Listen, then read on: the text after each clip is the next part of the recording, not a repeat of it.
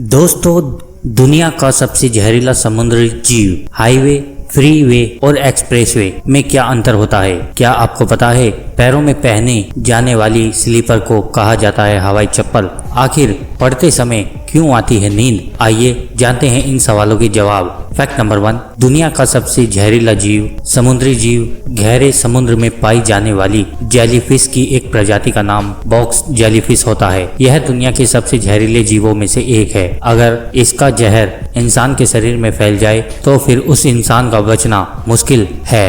Fact number 2, highway, freeway और expressway में क्या अंतर होता है? आइए इसके बारे में हम बताते हैं। जब आप कहीं जाते हैं तो कई तरह की सड़कें आती हैं। इनमें से पहली सड़क आती है एक्सप्रेसवे। एक्सप्रेसवे की सड़क को हाई लेवल पर बनाया जाता है। इसमें 6 से 8 लेन होती हैं। इन्हें हाई स्पीड ट्रैफिक के लिए बनाया जाता है। इस एक्सप्रेसवे पर 2 पहिया वाहनों सहित धीमी गति वाले वाहनों को आने की अनुमति नहीं होती है। एक्सप्रेसवे के लिए अलग अलग एंट्रेंस और एग्जिट रैंप बनाए जाते हैं। दूसरे नंबर पर आता है हाईवे। कुछ बड़े शहरों या गांव को जोड़ने का काम करता है हाईवे। ये 2 या 4 लेन वाली एक बड़ी सड़क होती है। ये सड़क बहुत बड़ी दूरी तय करने के लिए बनाई जाती है। इस पर ज्यादातर लंबी दूरी तय करने वाले और बड़े वाहन वाले चलते हैं। फ्रीवे लेन। फ्रीवे 4 लेन वाली एक नॉर्मल सड़क होती है जिस पर कोई भी वाहन चल सकता है। ये लोगों के इस्तेमाल के लिए बनी होती है। इस पर सभी तरह की गाड़ियां चलती रहती हैं। फैक्ट नंबर 3, क्यों पैरों में पहनी जाने वाली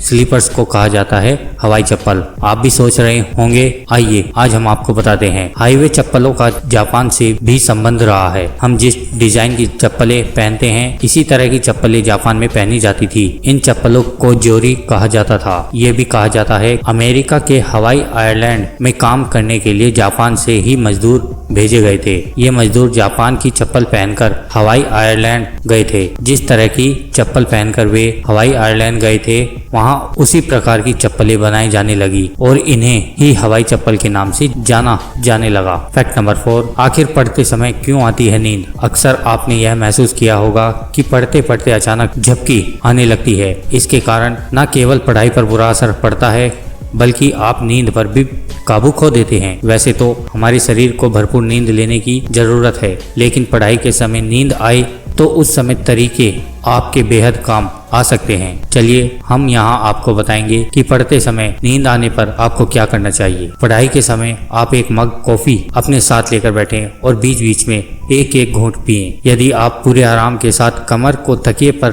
टिकाए चादर ओढ़कर और मंद रोशनी में पढ़ोगे तो ऐसे में नींद जरूर आएगी। पढ़ते समय अपने आसपास रोशनी का पूरा ध्यान रखें। दोस्तों, आपको यह जानकारी कैसी लगी आप हमें कमेंट में जरूर बताओ और इस वीडियो को लाइक, शेयर एंड सब्सक्राइब जरूर कर दो।